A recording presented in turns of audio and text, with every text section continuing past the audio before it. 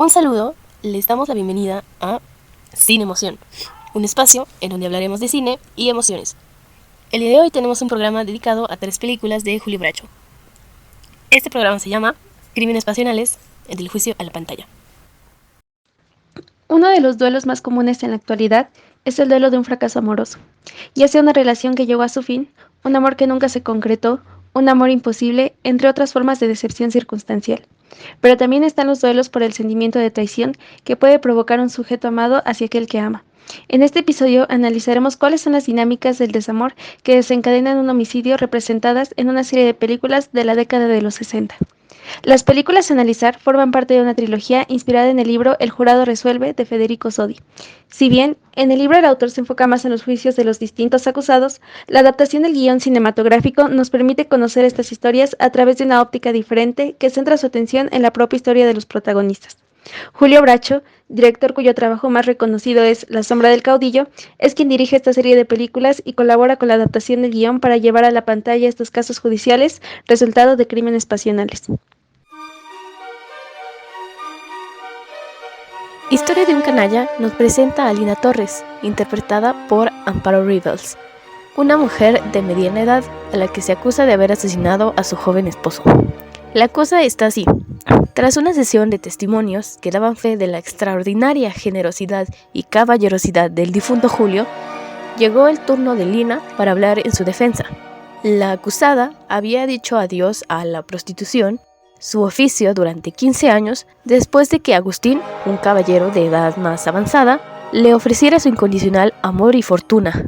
Le duró poco.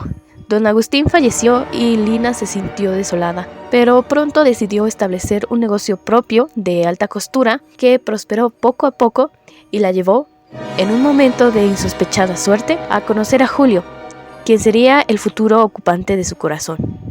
Muy a pesar de los límites que Lina ponía debido a su diferencia de edad y a su secreto pasado, esta terminó por aceptar el amor de Julio y, posteriormente, darle el sí a su propuesta de matrimonio.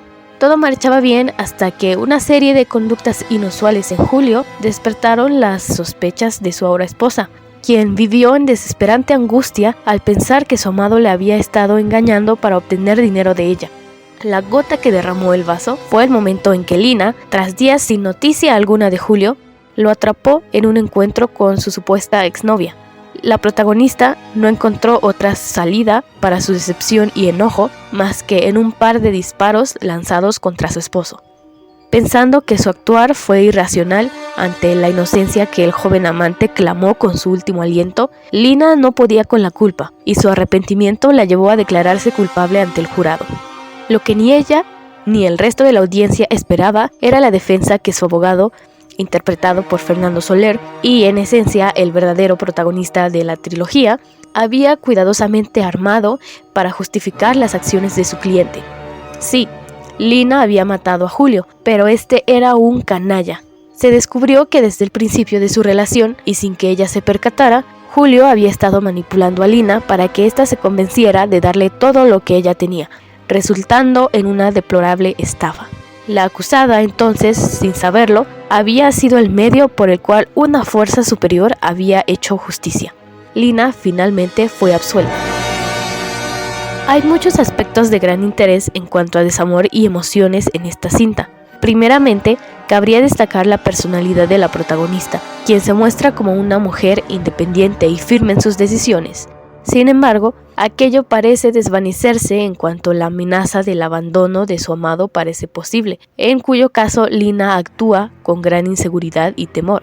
Incluso se llega a revelar que llegó a la baronesa, dueña del burdel donde trabajaba, llorando porque un hombre la había engañado y quería matarse. Esto tiene directa relación con un tema bastante importante, la prostitución.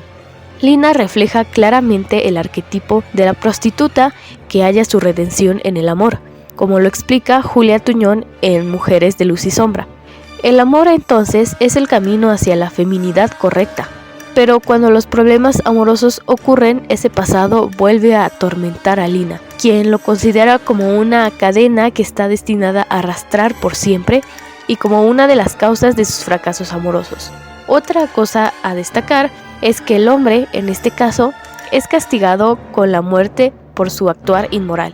En este sentido, la película se toma muy en serio la ruptura de los compromisos conyugales y hace responsable a la figura masculina por fallar ante la sociedad por estafador.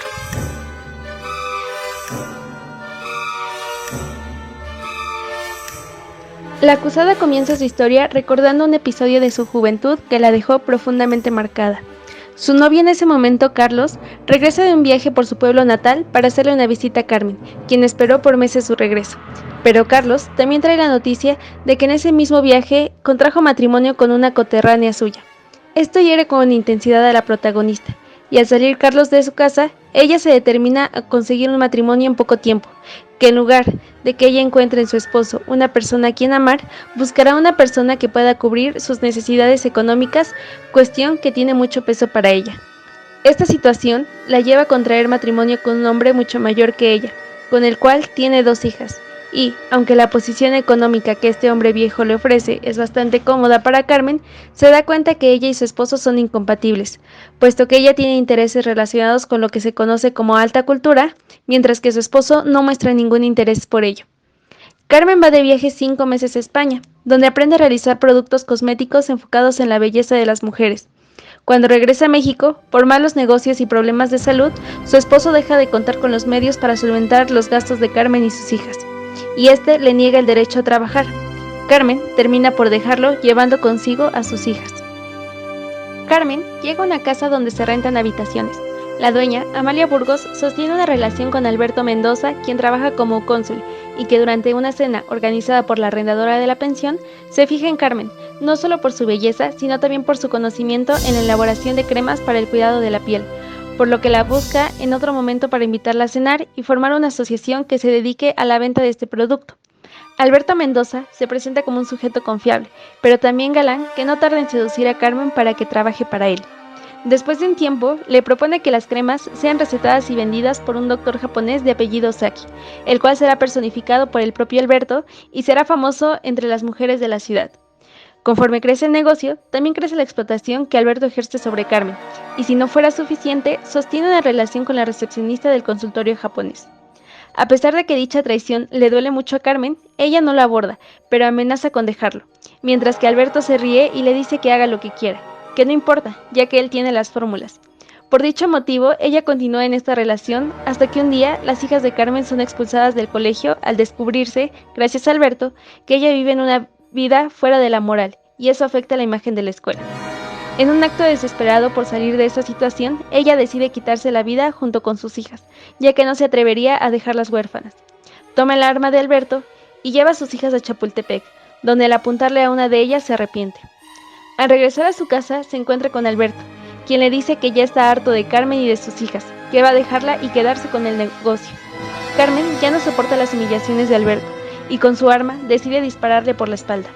Ahí termina la historia y comienza el juicio, donde gracias a la habilidad del abogado quedará bajo libertad. A lo largo de la película podemos observar al menos 3 momentos en los que la protagonista vive una situación desamorosa. El primer momento es cuando Carlos, el primer amor de Carmen, se va para casarse con otra y a su regreso solo trae la desilusión de un amor que no trascendió más allá de un romance. Enuncia ya Roland Barthes en Fragmentos de un discurso amoroso. Históricamente, el discurso de la ausencia lo pronuncia la mujer. La mujer es fiel, el hombre es rondador. Cabe recalcar que lo histórico es cultural y no natural, por lo que hasta el siglo XX en México podemos ver cómo la representación de las mujeres seguía teniendo el papel de sujetos que esperan. Asimismo, la espera es dolorosa en sí misma, ya que permite, en este caso a Carmen, idealizar cómo será su relación con Carlos cuando éste vuelva, y sufre la traición de no ser esperada de la misma forma. Es interesante la reacción que toma la protagonista. En un primer momento, finge desinterés y le miente a Carlos diciendo que ella se va a casar en un mes, así que no le importa que él ya tenga esposa. Pero podemos ver que esta ruptura es especialmente significativa como origen. Carmen considera este evento como el principio de la historia del homicidio que desencadena toda la tragedia de su vida. Por su lado, Carlos se muestra curioso y celoso del sujeto que desposará a Carmen, pero decide reprimir sus emociones por su posición como hombre casado. El segundo momento que Carmen procesa como un duelo vinculado a una situación romántica es el fracaso de su matrimonio con Manuel, que si bien siempre fue pensado como una relación por interés, no deja de pesar sobre ella el hecho de no tener un matrimonio exitoso, e incluso esto pesa sobre sus hijas al ser expulsadas del colegio por la situación marital de su madre. Si bien no es un amor pasional, podemos ver el cariño que la protagonista le guarda al viejo, que es también el padre de sus hijas, pero que por distintas circunstancias fue un matrimonio insostenible. Por último, llega su relación con Alberto, que tras un matrimonio fallido le da una nueva esperanza de vincularse de manera romántica, y aunque la protagonista ejerce resistencia, no tarda en caer bajo los encantos de Alberto. El desencanto de este amor surge de manera paulatina, puesto que llega el momento en que el romanticismo de los primeros momentos de la relación se esfuma y pasa gradualmente a una situación de abuso laboral, infidelidad, chantajes y la total humillación de Carmen. Nos preguntamos entonces por qué Carmen soporta toda esta situación, y la respuesta tiene que ver con su condición de madre. Sobre esto menciona Julia Tuñón en Mujeres de Luz y Sombra en el cine mexicano.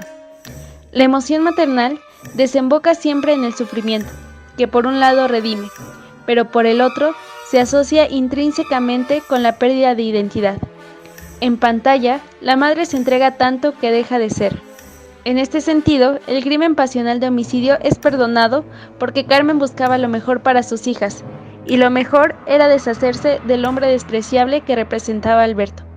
Es así como concluye esta segunda película titulada He matado a un hombre.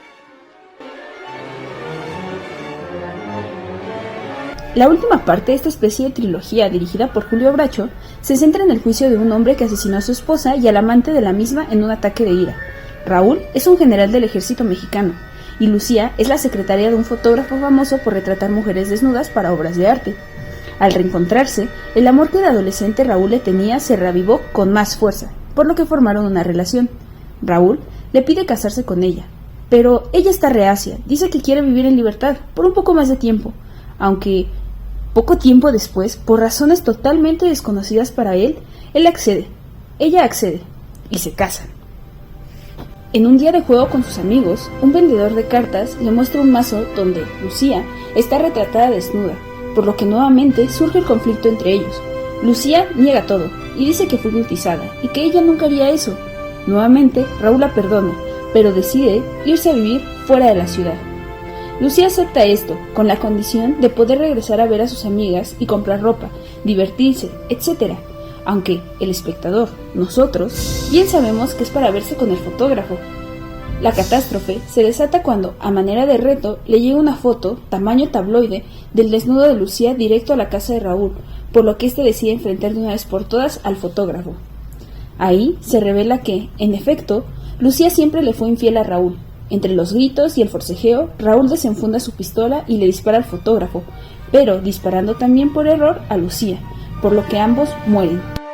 Durante el juicio se proponen dos puntos de vista: aquel que defiende que Raúl, aunque haya matado a su esposa y al fotógrafo, no fue más que por causas justas, siendo este último un peligro para la sociedad, y que la muerte de Lucía fue un accidente, y él se encuentra completamente arrepentido, y la otra parte postula que Raúl actuó salvajemente y con la intención de asesinar a un hombre artista y a una mujer inocente. Durante los 87 minutos en los que se desenvuelve la película, hay una clara intención por parte de los abogados por persuadirnos para estar de uno u otro lado. No obstante, el lenguaje cinematográfico del director sí permite, de alguna u otra manera, inclinarnos por la parte de Raúl. La actuación del actor permite mostrar el arrepentimiento de su personaje, así como el de Lucía muestra cierta ambigüedad y desconfianza hacia sus palabras y acciones. El juicio termina a favor de Raúl al ser declarado inocente. Esta película pone sobre la mesa ciertos temas de interés para comprender la representación del amor. Por una parte, se encuentra al hombre perdidamente enamorado, que haría cualquier cosa por estar con su amada, que trata de ser sensato y creerle a su pareja, pero con un límite bien claro: la infidelidad y la dignidad masculina. La mujer es la femme fatale, una mujer hermosa, liberal y por lo tanto mentirosa, adúltera e hipócrita. Podemos establecer un vínculo entre estas historias fílmicas y las narrativas construidas por la Nota Roja. Este tipo de relato periodístico se ha dedicado a detallar esta clase de crímenes pasionales, haciendo especial énfasis precisamente en emociones relacionadas al desamor, celos, rencor, desesperación, etc. Es en este sentido que la relación entre ambas narrativas es importante, ya que en ambas se da lugar a una particular construcción del género vinculada al amor y la violencia. Tanto en Historia de un canalla como en He matado a un hombre y Amor adolescente, el crimen tiene lugar debido a la decepción amorosa, el rencor hacia el ser amado a causa del engaño y los celos al verlo con alguien más. Como señala Zaidi Núñez, la construcción del crimen pasional desde la mirada jurídica se dio a partir del consenso de los jueces sobre que, cito, el choque emocional que desencadenaba una situación afrentosa donde participaban el miedo, la ira o el amor constituían un atenuante de la sanción. En el siglo XX, en México, nos dice Núñez, se mantuvo de manera general el ideal del amor romántico del siglo XIX, que concebía al amor como un vínculo sentimental que une a un hombre y una mujer y que debía consumarse solo hasta el matrimonio. Dentro de este ideal tenía cabida la noción de la posesión del ser amado, principalmente por parte del género masculino, y en consecuencia los valores sociales veían con normalidad los actos de defensa del honor, cuando el objeto del amor no correspondía a los deseos del otro. En Amor adolescente observamos un típico caso de crimen pasional, que hoy en día llamaríamos feminicidio. Se justifica el crimen alegando la vindicación de su honra e, implícitamente, de su masculinidad. En las otras dos historias, la trama se invierte y son las mujeres las perpetradoras del crimen. A pesar de su desventaja por género, el crimen cometido en un estado emocional frenético al final se puede racionalizar en nociones como la defensa propia y el bienestar de la sociedad al deshacerse de sujetos indeseables. Como se ha podido observar, en la trilogía de El jurado resuelve, las emociones juegan un papel protagónico. Para ser más concretos, el desamor y la serie de emociones que de este sentimiento se desprenden funcionan como motivo de las acciones de los personajes que son enjuiciados. De este modo, existe a partir de estas representaciones una construcción de un acto a nivel cultural y jurídico, el crimen pasional. Esta construcción, como explica Zaidi Núñez, traslada el ámbito privado, la emocionalidad, a la esfera de lo público, la sociedad y el sistema de justicia.